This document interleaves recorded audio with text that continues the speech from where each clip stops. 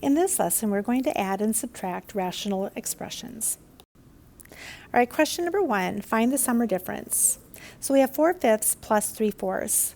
Now we learned probably several years ago how to add fractions. And remember when we learned how to add fractions that we said we have to have a common denominator. And so I'm going to rewrite these with a common denominator. So what I'm looking for that common denominator is what number can 5 go into, then 4 can also go into. And 5 times 4 is 20, and there's no smaller number, so our denominator is going to be 20 for both of them. And then remember that how did I get that to be 20? Well, I multiplied 5 by 4. And what I do on the bottom, I have to do on the top. So I have 4 times 4 is 16. And now to get the 4 to be a 20, I multiply that by 5. And what I did on the bottom, I have to do on the top. And so then I would have 15. And now I'm simply going to just add them together.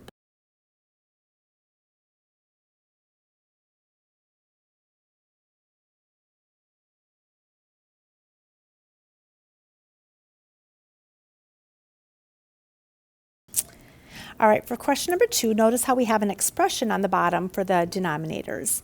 And then notice how we have the x plus 5 and x plus 5. So we do have common denominators here. So what we're going to do is we're simply going to add our top numbers, and 8 plus 8x is just 8 plus x. And then we'll have that, then our denominator is x plus 5, and then this is all the further we can simplify this one. So adding those together, we have 8 plus x all over x plus 5. And then one more thing that we need to do is we need to determine what our excluded values are going to be. And so we know that we can't have the 0 on the bottom, so x cannot be equal to -5. So for time purposes, we're going to skip question number 3. All right, for question number 4, notice how we've got common denominator, but we have a subtraction problem. So we're going to want to add the opposite. So I'm going to have the add, and I'm going to take the opposite of everything on the top here. So it'll be a -x minus 6. So our common denominator is x plus 2.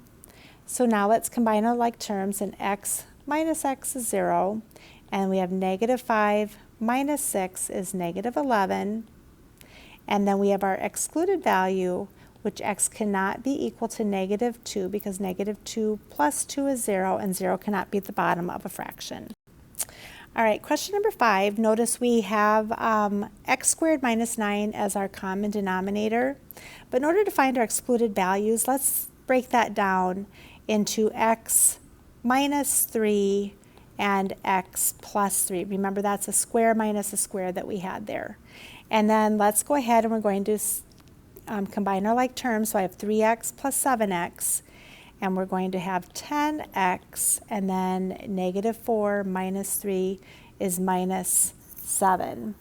And so that's simplified as far as we can go, and then our excluded values, x cannot be equal to +3, and x cannot be equal to a -3. And for time purposes, we're going to skip number 6.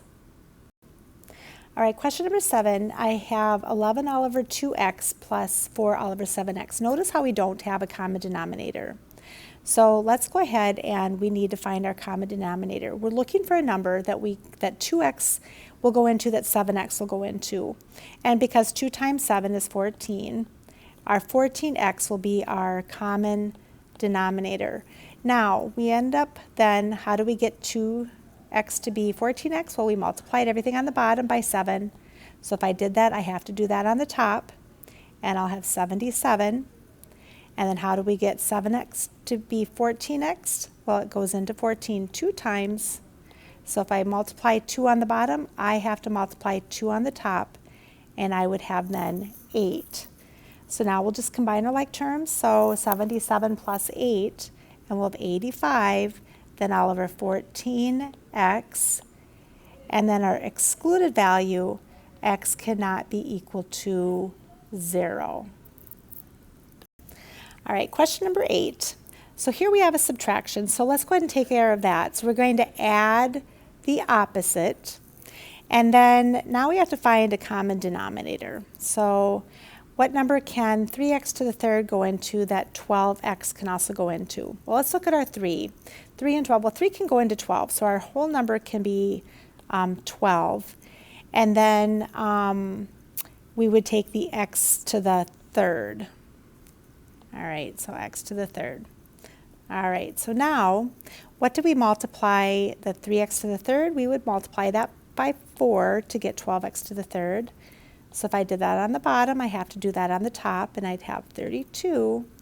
Now on the bottom, and x goes into x to the third, we'd have x squared. So I'd be multiplying this by x squared, because x squared times x to the first is x to the third.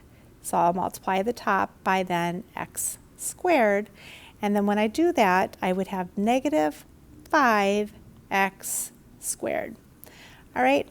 Well, I don't have any like terms to combine, so I'm just going to leave it as that on the top. So I have 32 minus 5x squared, and you could have had plus a negative. That'd be fine too.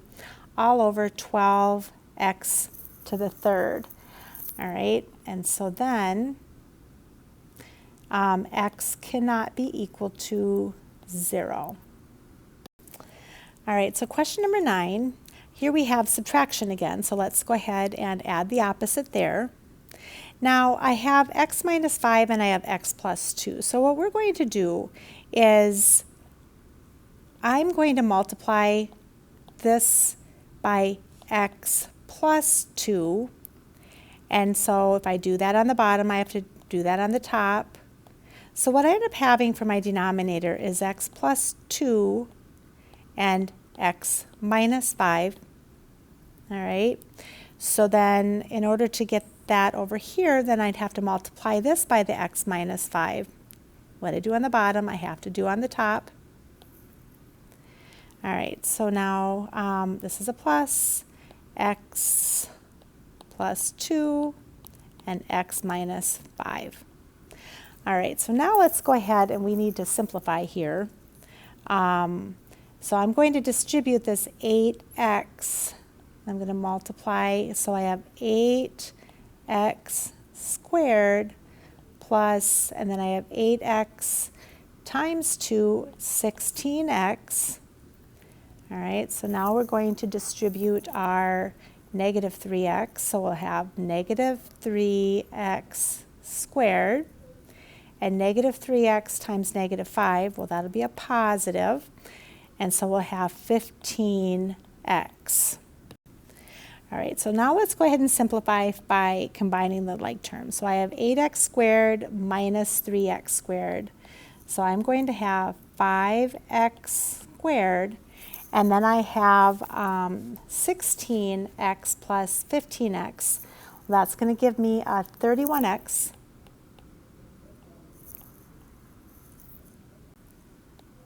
All over x plus 2, x minus 5.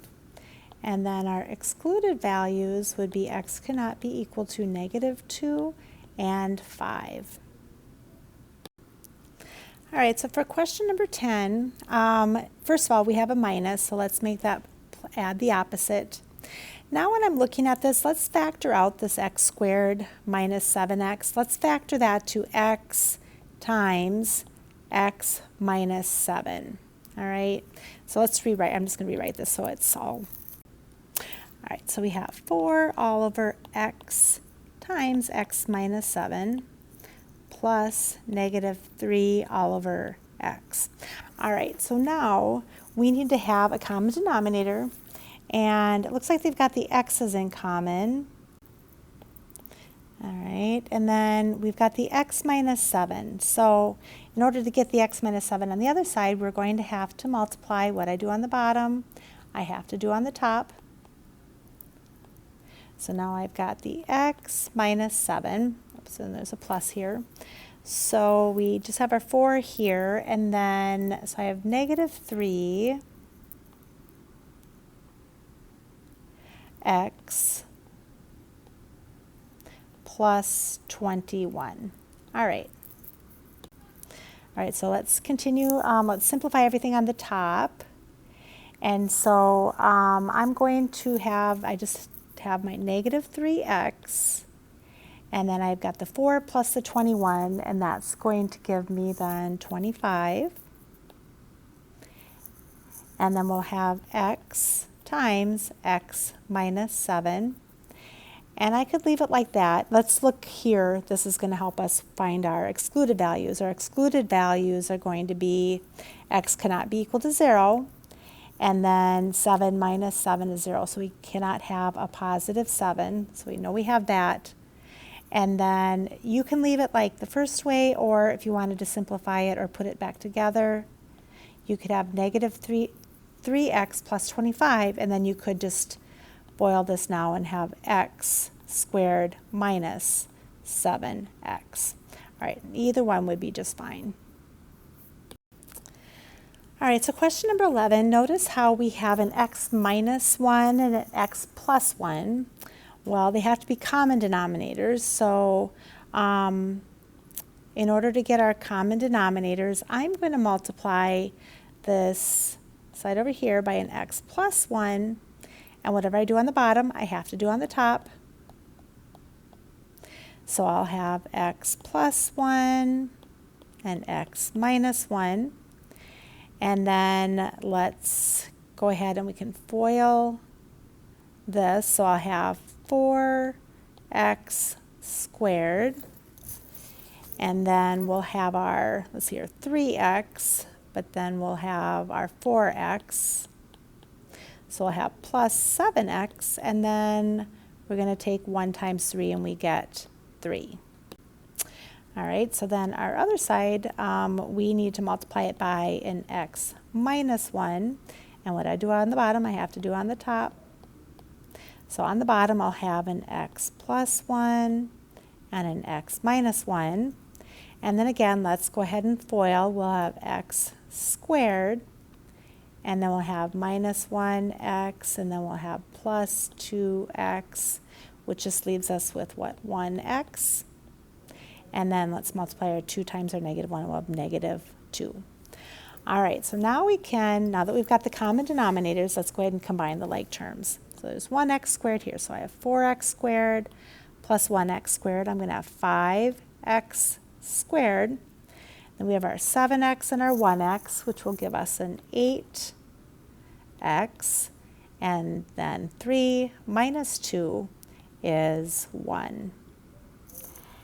And then you can have that all over x plus 1, x minus 1. And if you wanted, instead of having that, all right, so let's find our excluded values. Here we have x cannot be equal to 1 or negative 1.